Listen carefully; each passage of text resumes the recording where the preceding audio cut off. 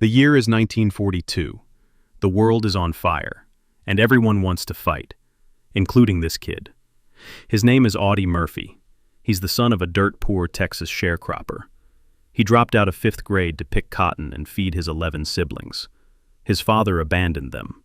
His mother died when he was 15. He is an orphan. He learned to shoot a rifle, not for sport, but so his family could eat.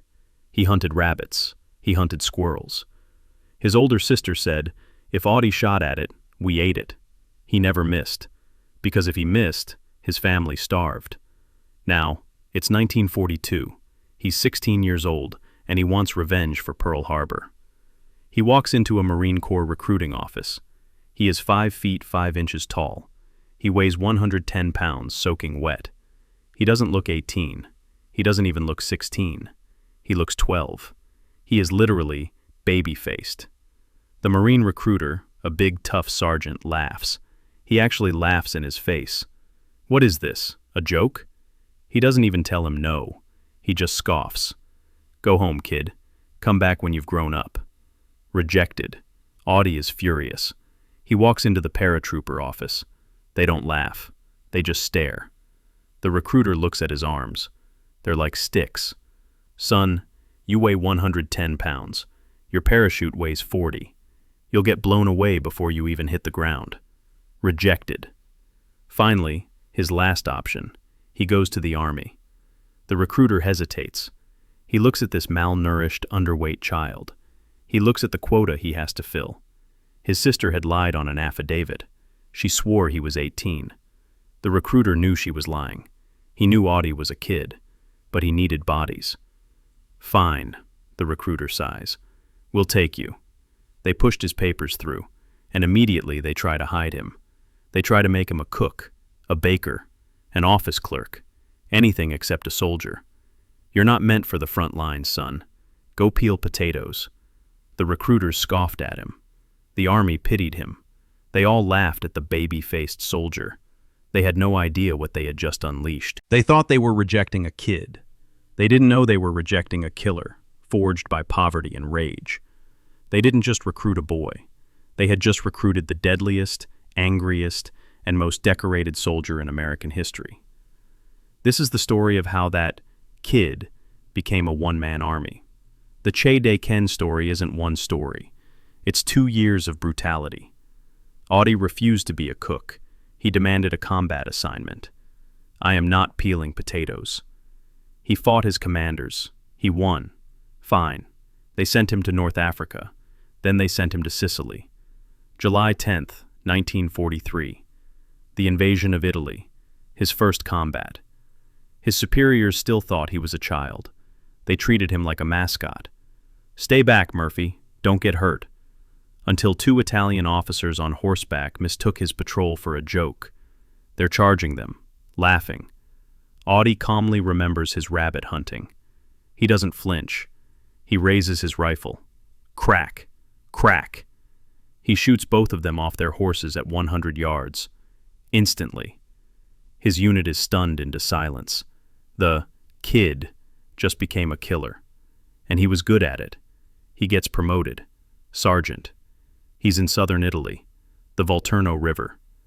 His unit is pinned down by a German machine gun in a bunker. Men are dying. The old soldiers, the tough guys, are hiding. They are terrified. Audie is furious. He doesn't wait for orders. He grabs a rifle. He crawls through 300 yards of open terrain by himself right up to the bunker and destroys the entire crew. Alone. The army starts to notice. The kid is not normal. He's not just brave. He is something else. He is cold. He is precise. He's a hunter. He wins the Bronze Star, but he hasn't snapped. Yet. August 15th, 1944. Southern France.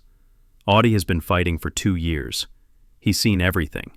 He's not a kid anymore. He's a ghost. He's a platoon sergeant.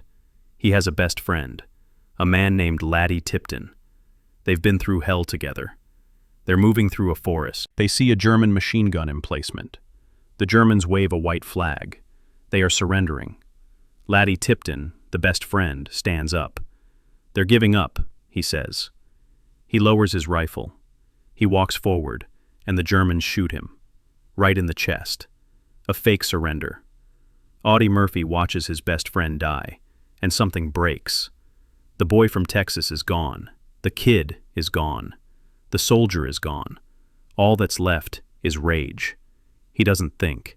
He becomes a machine. He grabs his machine gun. He sprints directly at the German machine gun, the one that just killed his friend. He is screaming. He vaporizes the first crew. He doesn't stop. He picks up the German machine gun, their own gun, and turns it on the other Germans. He hunts down every single man in that entire German squad. He hunts them through the woods.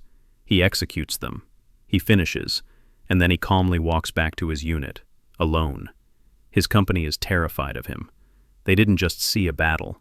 They just saw a massacre committed by one tiny, furious man. The baby face is gone.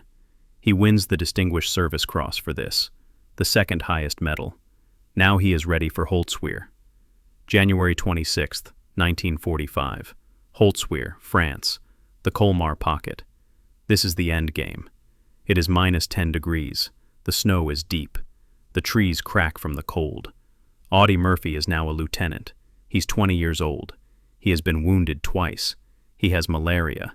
He has gangrene in his foot. His Company B, which started with 235 men, is gone. They are dead. They are wounded. They are frozen. There are 19 men left. 19, including Audie. 19 shivering, terrified men holding a forest, and they are all that is left. Audie has 2 M10 tank destroyers, which are just unarmored trucks with a cannon. They are junk, and they are frozen. Then it starts. The sound. Rumbling. Not engines. Thunder. The trees are shaking. Through the snow fog, the Germans counterattack. It is not a patrol. It is an army. 6 Panzer tanks. The heavy ones. Tigers and Panzer IVs, giants of steel.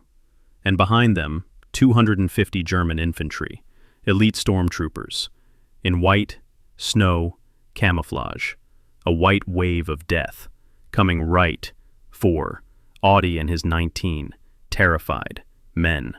"Fire!" Audie screams. The Panzers fire first. Boom! An 88mm shell hits the first M10. It doesn't disable it. It vaporizes it. Gone. Boom! The second M10 is hit. It's crippled. It's stuck. The American armor is gone. The German infantry is advancing. The Panzers are advancing. Audie's 19 men are being slaughtered by machine gun fire. This is not a battle. This is an execution. Audie knows it's over. This is a massacre. He grabs his field phone. He screams at his 19 men. "Get back! Get back to the trees! Now! Pull back!" His men run. They abandon the trench. They run for their lives. Except Audie. Audie stays. He is alone. It is him versus 250 Germans and 6 Panzer tanks. He knows he has to stop them. He has to buy time for his men to escape. He has 1 M1 carbine rifle. It's useless. He is going to die. He accepts it. This is it. He looks to his left. The second M10 tank destroyer, the one that was crippled. It is on fire. Flames are leaking from the engine. Black smoke is pouring out. It is full of high explosive ammunition.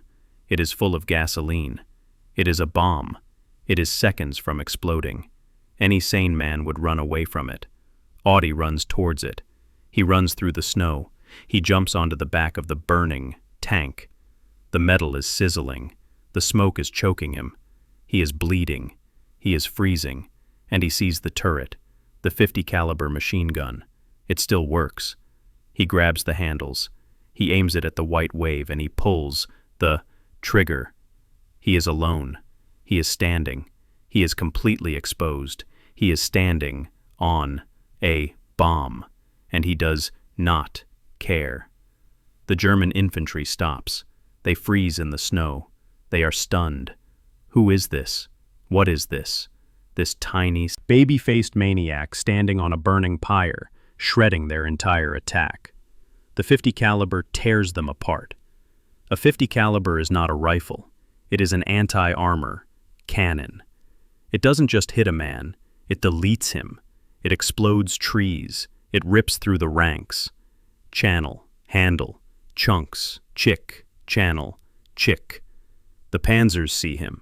They cannot believe it. They turn their 88mm cannons at him. Boom! An 88mm shell misses by 10 feet. The explosion is so massive it lifts Audie off his feet. It slams him back onto the turret. Shrapnel rips into his leg. He is bleeding, heavily. He gets back up. He grabs the handles and keeps shooting. Chunk, chick, handle, concat, chunk, the phone.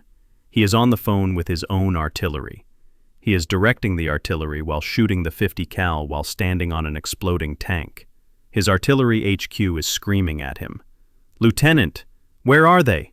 What's your position?" Audie screams back. "They are everywhere. They are 50 yards from my trench. They are 10 yards from me." The artillery officer panics. He screams, "Lieutenant, get out of there. The Germans are too close. My own artillery will hit you. It's too dangerous. Pull back."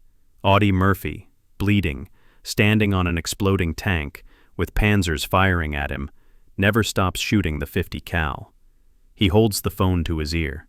He shouts the most badass line in military history. "How close are they?" the officer screams. Audie looks as 3 Germans try to crawl under the tank. He shoots them. He puts the phone back to his ear, and he yells. The officer is speechless. Audie screams into the radio, "Fire on my position. I don't care. Fire now." He calls in artillery on himself for 1 hour, 1 solid hour. This 5-foot, 5-inch, baby-faced kid from Texas holds off an entire German army. He stands on that burning tank, bleeding, freezing, while his own artillery explodes around him until his ammunition runs out. The Germans are broken. They cannot believe what they are seeing. This is not a man. This is a demon. The white wave of 250 men stops. It hesitates, and it retreats. He beat them. He broke them. Alone. He killed or wounded 50 of them. 50. By himself. Audie stops. The silence is deafening. His leg is shattered. He limps off the burning M10. He stumbles 50 yards back to the trench where his 19 men are staring in absolute awe. He falls into the snow. And as he looks back, the M10 explodes, a fireball of shrapnel right where he was standing. He left seconds before it blew. He looks at his 19 men. They are safe. He looks at the retreating Germans. He checks his wound, and he says, "Okay, now, we counterattack." He gets up, on his broken leg, grabs a rifle, and leads his 19 men back into the forest to chase the Germans away. He refused to be evacuated until his men were safe. For that 1 hour on that burning tank, Audie Murphy was awarded the Medal of Honor, the highest possible decoration. When the war ended, he was 21 years old. He was the most decorated soldier in American history. He had every single medal America could give: the Medal of Honor, the Distinguished Service Cross, 2 silver stars, 2 bronze stars, 3 Purple Hearts, and he had France's highest honor, and he had Belgium's. He had 33 medals. The kid they laughed at had won the war. He came home a hero. His face was on the cover of Life magazine. He was Audie Murphy, the baby-faced killer, the one-man army. Hollywood called. The actor James Cagney saw his photo on that magazine cover and invited him to California. America needed a hero, and Audie Murphy looked like one. He became a movie star. He starred in 44 films. He played cowboys. He played heroes. He played himself in the movie To Hell and Back, which became Universal's biggest blockbuster for 20 years. He had fame. He had fortune. He married a beautiful woman. He had 2 sons. He lived the American dream. He was Audie Murphy, the legend. But that was a lie. It was a mask. The real Audie Murphy never left that burning tank. He paid a price. He suffered horrifically from what we now call PTSD. They called it battle fatigue then. He called it hell. The war ended for the world. It never ended for him. The baby-faced hero was broken. He was addicted to sleeping pills, prescription drugs given by doctors who didn't understand his pain. He needed them, just to close his eyes. Because when he slept, he wasn't in Hollywood. He was back, in Holtzwehr. He had nightmares every single night. He dreamed of Laddie Tipton. He dreamed of the Germans in the snow. He dreamed of death. He slept with a loaded .45 pistol under his pillow for the rest of his life. His first marriage collapsed. His wife couldn't handle it. He would wake up screaming. He would wake up holding that gun, pointing it at her. He would cry for no reason. He had violent mood swings. He was a tormented ghost. He gambled. He lost millions. He made bad investments. He was too trusting in civilian life. He was a brilliant soldier, but a broken man. The same rage that saved his company was destroying his life. He was a prisoner of his own mind. He was addicted. He was broke. He knew he was losing. So, in 1965, Audie Murphy decided to fight one last battle. He knew the pills were killing him. He knew he was not in control. So he did what Audie Murphy does. He faced the enemy, alone. He rented a motel room. He didn't tell his family. He locked the door. He took his bottle of Placidil, his sleeping pills, and he threw them away. He was going cold turkey, alone. For 1 week, he fought his own body. He fought his own mind. The withdrawal was torture. He had cold sweats. He shook. He vomited. He couldn't sleep. The nightmares came when he was awake. He saw the faces of the men he killed. He saw the face of Laddie Tipton. He screamed. He cried. He held his pistol. He wanted to die. He wanted the pain to stop. But just like on that tank, he did not quit. He held on. He fought hour by hour. And after 7 days of hell, he walked out of that motel room, shaking, pale, sober. He had won. And then he spoke about it. This was his bravest act. He publicly admitted that he was broken, that he was addicted, that the war was still inside him. Think about that. This is 1965. Men did not talk about mental health. Soldiers did not admit weakness. Heroes were not supposed to be broken. Audie Murphy broke that taboo. He was the first hero to ever talk publicly about post-traumatic stress. He fought for the veterans who came back from Vietnam. He fought for them to get help, to get respect. He knew what they were feeling. They laughed at the baby-faced soldier. They scoffed at the 110-pound kid. They didn't know that they weren't recruiting a soldier. They were recruiting a storm. They pushed a kid until he snapped, and that tiny, furious, broken hero saved them all. First on the battlefield, and then back home.